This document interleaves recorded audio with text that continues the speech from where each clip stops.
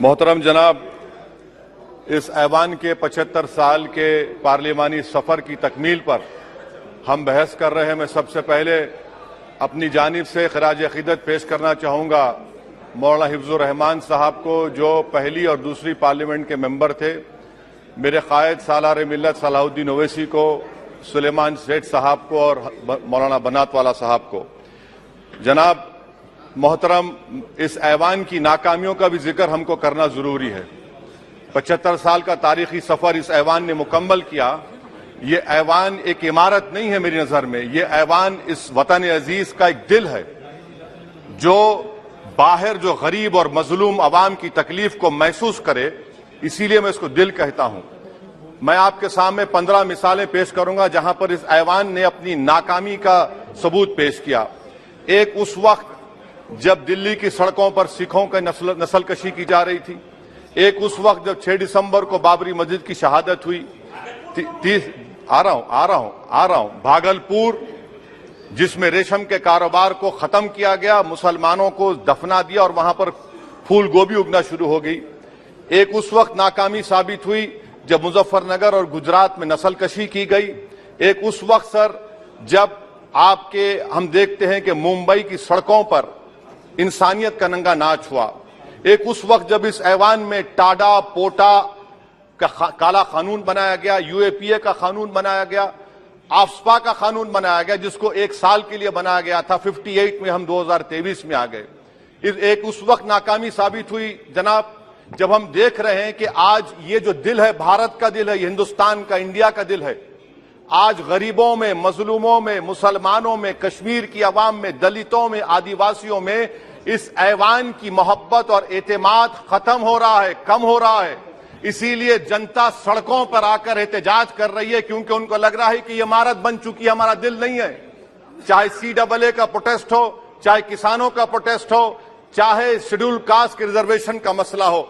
इसीलिए मैं आपके जरिए हम तमाम को मुतनब्बे करना चाह रहा हूं कि अगर हम रोडों पर इंसाफ करना जनता को अलाउ करेंगे, इस ऐवान को दिल नहीं रखेंगे, तो याद रखिए ये हमारी पार्लियामानी जमहूरियत के लिए बड़ा नुकसानदेह साबित होगा। और नुकसानदेह इसलिए भी होगा कि क्या हमको अपने ख्वाब गफलत से, अपनी जिम्मेदारियों से निभाने के लिए क्या भगत सिंह को आके बैठना पड़ेगा ऊपर कि देखो तुमने 75 साल में कैसा कानून बनाया और किसको कहां तक पहुंचा दिया। स्पीकर जनाब, इसीलिए मैं कह रहा हूं कि हम तमाम को अपनी जिम्मेदारियों को निभाना पड़ेगा। ये इमारतें ईंट से बनी हुई जरूर हैं, मगर ये इस इमारत में दिल है। इस इमारत को दिल के तौर पर बरकरार रखना पड़ेगा। स्पीकर सर, एक और मिसाल दे रहा हूं जहां पर इस ऐवान की नाकामी है। सर, अब तक लोकसभा के कितने 899 मेंबर कामयाब हुए। अब बताइए सर, पार्लियामेंट्री जमहूरियत में, शराकतदारी की जमहूरियत है, रिप्रेजेंटेटिव फॉर्म ऑफ डेमोक्रेसी में 8,992 में कितने मुसलमान कामयाब हुए? कितने सर? 520, जबकि 1070 को इस ऐवान का मेंबर होना चाहिए था। कितना डिप्रीविएशन है सर? कितना डिप्रीविएशन है? 92% डिप्रीविएशन है। इस मौजूदा पार्लियामेंट में स्पीकर साहब सिर्फ 26 हैं, 14% मुसलमान और सिर्फ 4.8 उनका रिप्रेजेंटेशन है। बताइए, हम वोट डालने वाले बन गए, वोट लेने वाले नहीं बने। या तो हकीकत यह है कि आप वोट डालना नहीं चाहते उनको, आप सबको वोट डालेंगे, मगर जहां पर मुसलमान आएगा वो कामयाब नहीं होगा। बताइए, जब दिल में एक 14% आबादी की नुमाइंदगी नहीं होगी तो आप क्या फैसले करेंगे?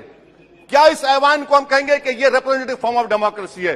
स्पीकर साहब, मैं आपको एक और मिसाल देना चाह रहा हूं।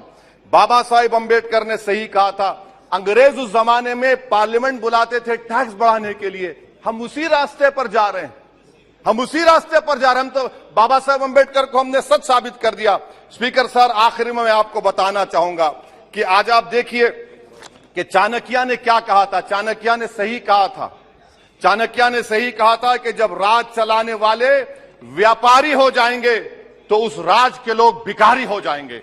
आज ये वक्त आ चुका है सर, आज ये वक्त आ चुका है कि क्या first pass the post system इस देश के लिए सही है, या फिर हम प्रोपोर्शनल फॉर्म ऑफ रिप्रेजेंटेशन को फॉलो करेंगे।